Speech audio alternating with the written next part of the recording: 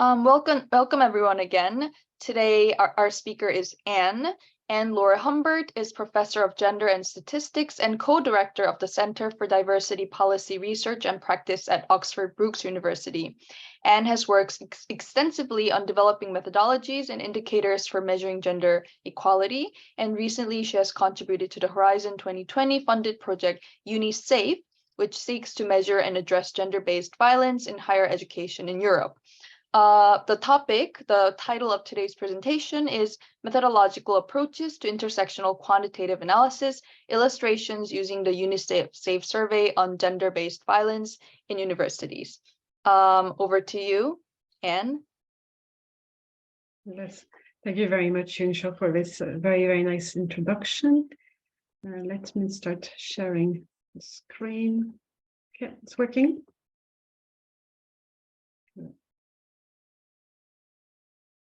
Yeah, okay, perfect. Thank you very much.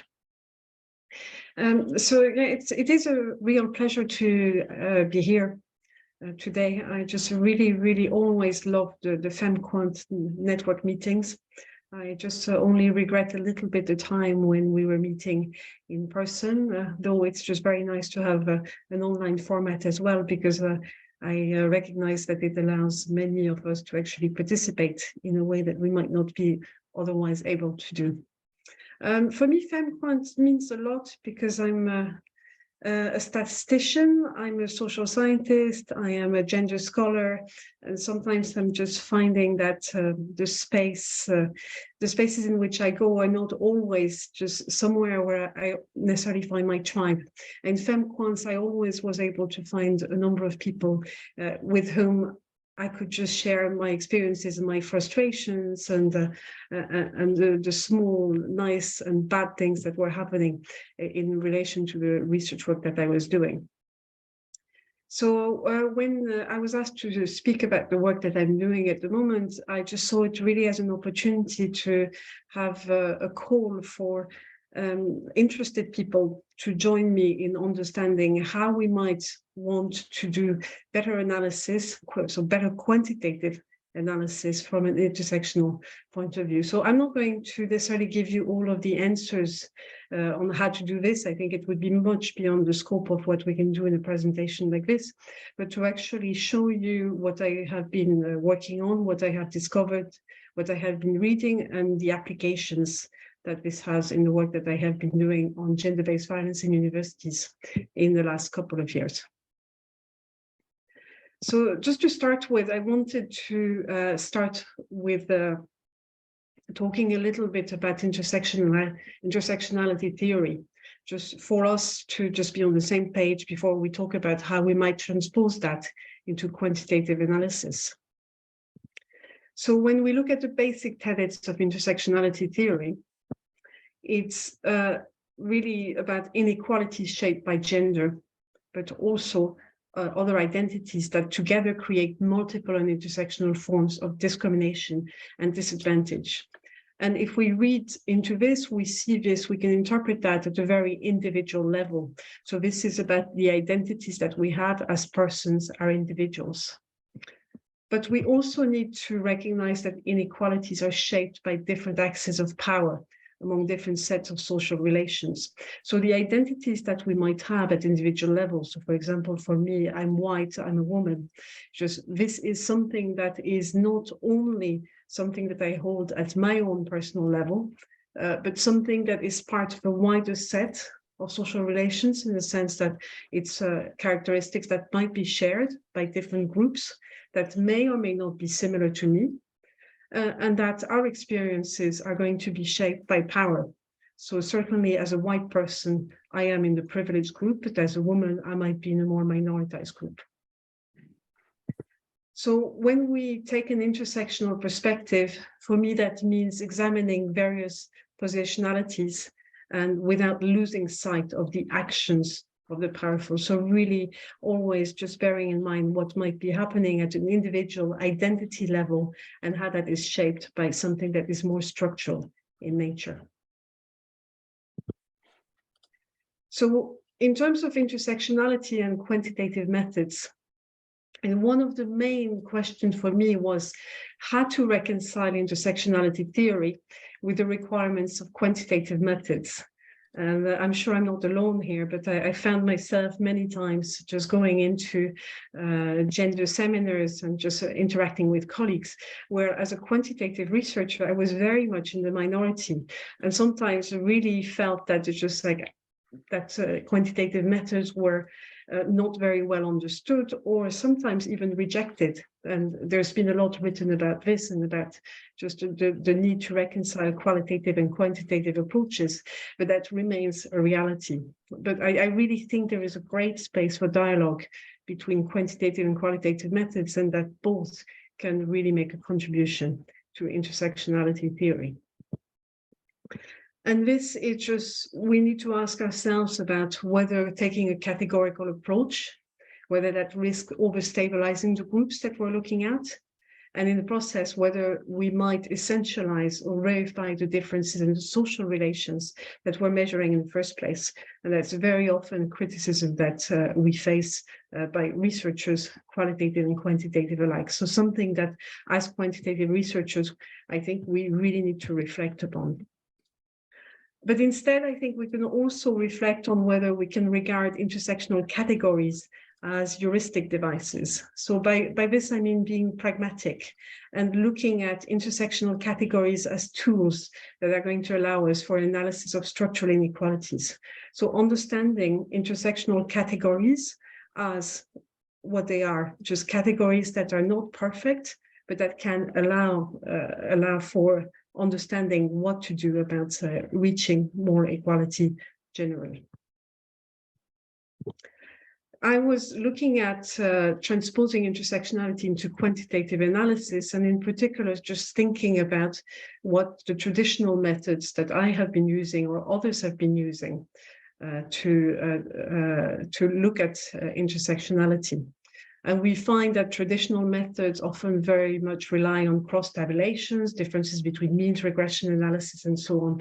And all of this with various level of sophistication or just actually very, very simple methods. But there are a number of limitations with that. The first one is, of course, if using these methods, there is the issue of disclosiveness and small cell counts. If you do a crosstabs with different identity categories, you can very, very quickly end up with very, very few observations within the cell. And of course, that would go against the principles of statistical disclosure controls. And here, the accepted threshold being 10 is very, very hard to reach in some circumstances. And even relaxing that threshold to 5 means that it might be difficult. There is the problem of the selection of variables that we include in the analysis.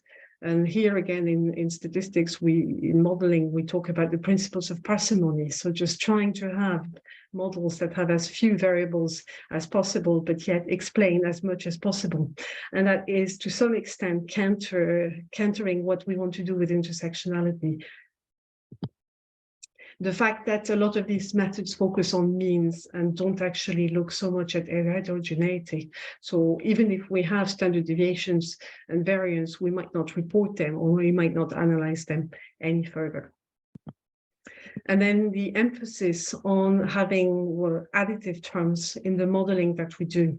So in the fixed parts of our models, just adding a variable for each diversity characteristic, and not actually understanding how that might tell us something about intersectionality. So of course, some of us have been looking at multiplicative terms, so for example, adding an interaction, but that is usually limited, again, because of the principle of parsimony and not having too many variables within one single model. So an alternative that I've been looking at in the past year quite extensively is to take intersectionality into account by using multi-level models. And there was quite a lot of literature being developed on this, and I added the references at the end of the presentation. I'm sure it's going to be shared on the website by the FemQuant colleagues. And the key idea in this is that if we use intersectional multi-level models, then it's going to allow to include all possible intersectional strata. And that's going to recognize that individuals may show similar experiences within their intersectional membership group. So it's a possibility to include an intersectional strata, meaning that we take all the diversity characteristics and variables that we have at our disposal, and we can create the intersections of every possible membership group for the data that we have available. And that can quickly escalate to quite a sizable number of intersectional strata. In the models that I've been looking at, it's just like it goes into several hundreds without any problems. And there are two main advantages that are described in the literature about adopting something like this.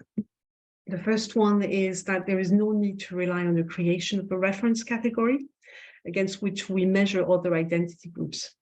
I think it's a bit more nuanced than this, because this is true, at least in the random part, but not in the fixed part of the model, where we still have to adopt a reference category if we include fixed effects. But it is true that within the random part, and whether within the levels, the intersectional strata level that we include, we don't have this reference category. And then there is the possible inclusions of all sets of intersections without limitations that we would have with model specification in the usual sense. So I'm going to show you a little bit about the application of this into the UniSAFE project. Before I show you the results themselves, what I'm going to show you is a little bit about the project itself, so you have a feel for the work that we are doing. So the UniSAFE project is a Horizon 2020 funded project, which started in February 2021 and which is running for just another year, so until January 2024, and which is structured into 8 work packages. So I'm not working on this alone. It's actually a substantial team working on this. My involvement has been in 2 work packages predominantly, one being work package 4, which is the quantitative part, where we run a survey, which I will talk about in more detail, and work package 6, which is the synthesized analysis of the results that we got through various parts of the project itself. So in the project, we use the Council of Europe definition of gender-based violence as a starting point. This is looking at physical violence, sexual violence, psychological violence, and economic violence.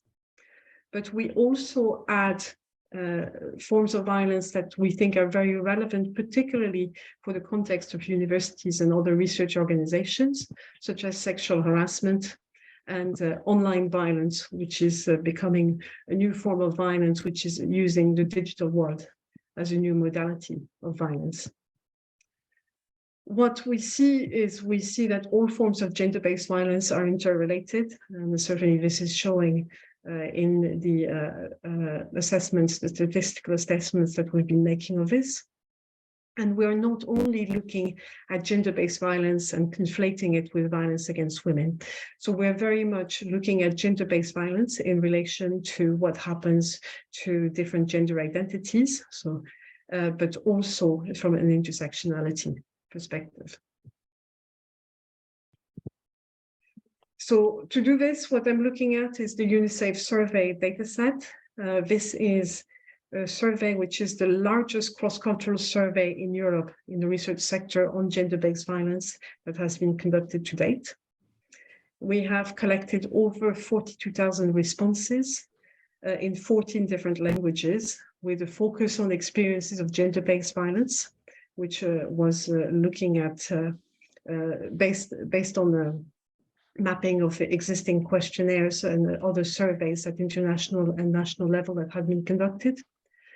The field time was between 17th of January and 1st of May of this year, so very, very recent, and that has been conducted into 46 research performing organizations in 15 countries. So research performing organizations consisting mostly of universities, but also other research organizations that might include research centers or research institutes. So just to show you a little bit about the respondents' characteristics, to give you an idea of who are our respondents. So we have 42,186 respondents, all above the age of 18, 43% of which are staff and 57% which are students. If you look a little bit at the breakdown, we see that 67% of our respondents were women, 30% were men, and 3% were non-binary. So here, this is the non-weighted results so far. So we see that we have an overrepresentation of women responding to the survey, and we think this is largely due to the conflation that people have between gender-based violence and violence against women. So here, certainly, we have a little bit of bias, but we have applied some survey weights that are based on the sex representation in the research organizations, which we have from administrative data. The other thing worth mentioning here is that we have 3% of our respondents that identify as non-binary. And this is something that is very, very good news, because 3% might seem a low proportion, but actually 3% of over 40,000 responses translate to several hundred of responses. So we're planning to look into this in greater detail, and that's just going to give some really, really interesting data, empirical evidence as to the experiences of non-binary people in the context of universities at a later date. We have, when we look at sexual orientation, we have 19% of our sample that identify as lesbian, gay, bisexual, queer, or asexual. We have 6% that identify as a member of an ethnic minority group. And then finally, we have 11% that report having a disability or suffering from a chronic illness. So if we look directly at prevalence, which is one of the main indicators that we have calculated for the survey itself. So this is going from unweighted results to weighted results from now on. We see that the prevalence of any form of gender-based violence is 62%. So 62% of our respondents have reported at least one incident within each of the 6 forms that we are asking about. We see that the prevalence of psychological violence next at 57%, and then 31% for sexual harassment. For the other forms of violence, it's somewhat lower. Economic violence, 10%, online violence, 8%, 6% physical violence, and then finally 3% for sexual violence. And here again, when I look at those numbers, I am always careful to say that we have 3% of our respondents saying that they've experienced at least one incident of sexual violence, but always just careful to say that it's very, very important to relate that to the numbers that are behind this, because 3% might seem a low proportion when it comes to that prevalence, but when we look at the number of cases, even one case of sexual violence is too much. So when it comes to applying the intersectional multi-level modeling to this data, what we are doing is, by using this method, we're able to account to how experiences of gender-based violence might relate to different levels, to the countries, to the organizations, and to the intersectional strata themselves. So this key idea that the experiences of gender-based violence are just likely to be related, so not to be independent from the countries in which people live or work, the organizations in which they work, and the intersectional strata to which they belong. So we use a cross-classified multi-level model with a logit link function because we have a dichotomous response variable. You have or you haven't experienced gender-based violence or one of its forms. So the random intercept model is just, if you're interested in this, is expressed using the following equation. I'm not going to talk much more about the mathematical applications here, but if you're interested, you can go to the project website and download the report that we have on this, which should be available shortly. It wasn't, unfortunately, when I checked just before the seminar, but it should be a matter of days. And otherwise, just have a look probably at the resources made available by the University of Bristol and the Centre for Multi-Level Modelling, which has some really great material to just look further at this. So some of the results, just to start with, just showing you a little bit about the variance distribution of the prevalence of gender-based violence that we see across the levels. So we are looking at the country levels and RPO level random effects and standard errors in this. And what you see is, for the first graph on the left-hand side, is this is for the different countries that we have.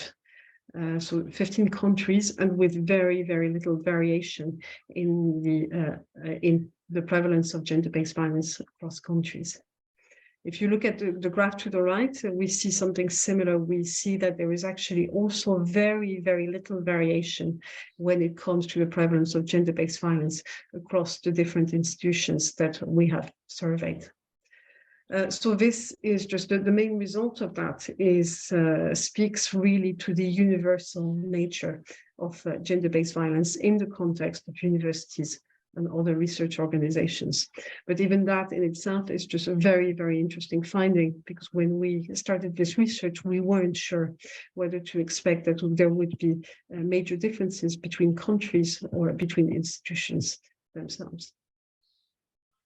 When you look at the intersectional strata, this is a plot of some of the intersectional strata. I'm only taking every 30-second intersectional strata, otherwise the graph becomes completely unreadable. What is interesting here is also to see that there isn't too much variation across intersectional strata for the majority of them. But if you look at the tails of this, just like suddenly it changes quite a bit. And it's even more obvious when you look at the different forms of gender-based violence, which I have on this slide. So on this, I've highlighted when suddenly the tails seem to be very, very different for some of these intersectional strata. So if we look at sexual violence, for example, just some intersectional strata seem to be much, much more affected than other intersectional strata by sexual violence itself. So this is, in terms of the variation, just across intersectional strata, these visual graphical representations allow us to understand a little bit more of what is happening, and that some groups are much more affected, though we cannot yet unpick just by looking at this who that is and how they're affected. So the effects on intersectional determinants on the prevalence of gender-based violence is what I'm going to show you next. So in this, what we are doing is that we are adding the fixed effects to the random effects on the models, and we are looking in particular at a number of variables.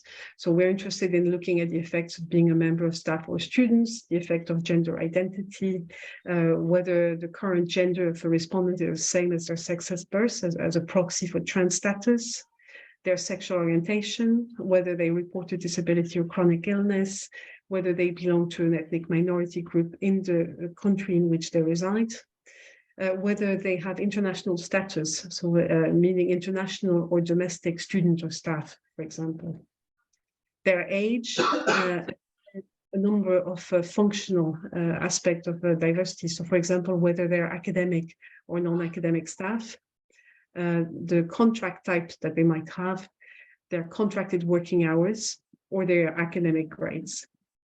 And then for students, their study level, particularly making the distinction between undergraduate and postgraduate, meaning masters and doctoral students, and whether they live on campus or not. So the main findings that we see from adding those variables to the models is that, for example, we're able to say that controlling then for these intersectional strata, we see, for example, that students are less affected by gender-based violence overall, though they are the group that is compared to staff that is most at risk of physical and sexual violence. When we look at gender identity, we see that compared to men, both women and non-binary people are more at risk of sexual harassment, of psychological violence and economic violence. But interestingly, women are also more at risk of sexual violence, though non-binary people are not. And then we'll compare it to men. Men are most at risk of physical violence. When we look at trans status, we see that trans people are more affected by psychological violence and sexual harassment. Sexual orientation is linked to an increased exposure to gender-based violence for people, respondents that say that they're homosexual, bisexual, or queer. It's interesting, I didn't put it on this, but it's just like asexual, for example, does not have a statistically significant effect. When it comes to disability, it's associated with more prevalence of all forms of gender-based violence. And it is the same for people that belong to a minority ethnic group in the country in which they live. Being international staff or students is associated with a higher risk of economic violence and sexual violence.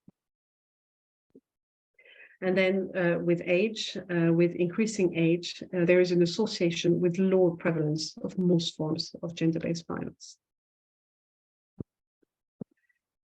A little bit more into the more functional aspect of diversity here is just looking at the difference between academic and non-academic staff. Our results show that the prevalence of gender-based violence is lower among most forms of gender-based violence for non-academic staff. And that the contract type, so whether people are on a permanent contract or not, show that when you're on a permanent contract, you might have higher levels of gender-based violence. With working hours, full-time contracting hours are associated with higher prevalence of gender-based violence overall, and it's not surprising if this is related to contract type, and that academic grades matter. So this is academic grades is measured using European classification. Grade A, for example, corresponds to the highest level, usually professors, while grade C, for example, would be an entry-level position equivalent to a lecturer or assistant professor. So when your higher grades have a higher prevalence of gender-based violence, and economic violence is just an interesting one because it seems to affect only grade B and grade C. So just at that stage of career, when people are just like much more at risk from or much more reliant on obtaining funding. Study level, again here that mirrors this finding that doctoral candidates are more at risk of gender-based overall, and particularly again here, economic violence. And then finally, the campus residence, where students living on campus seem to experience greater prevalence of gender-based violence overall, and particularly sexual violence, sexual harassment, and physical violence. So this is a lot of results, really, and nothing that just I think is particularly surprising. But what I find absolutely great with this is just to the scale of the empirical evidence that we're able to obtain from this analysis alone. So next, I'm just going to show you just how we are summarizing this by looking at the predicted probabilities of these intersectional multi-level models in reference to that overall prevalence of gender-based violence at 62%, and which shows very, very clearly that minoritized groups in their different forms, I haven't plotted all of them here, but minoritized groups are just systematically more at risk of experiencing gender-based violence in the context of universities and other research organizations. So what next? Really, this is work that we have just released, as I've told you, and which we're still analyzing. What I'd like to do is that I'd like to just go deeper into the information that we can obtain from the intersectional strata. And this is very much the analysis of the variation which I showed you with the SER plots, and just understanding just which intersectional stratas are more at risk and who are the people within that are reporting more prevalence. I think there is quite a bit of work that needs to be done still to understand the comparisons of different models and whether they have different combinations of fixed effects or random effects. So whether the models that we have with no fixed effects intersections only, whether we use random effects only, so having the additive effects only. So in the strict, in the traditional sense of what has been done with much of the modeling so far, and how that differs in particular when we add both the fixed effects and the random effects. So having this additive approach controlling for intersectional strata. And then finally, a question that I have is just at the degree of granularity for intersectional strata, because I see from the literature itself that the people are saying that it's just a really, really good method to have to just be able to increase the number of intersectional strata and diversity characteristics that we can adopt.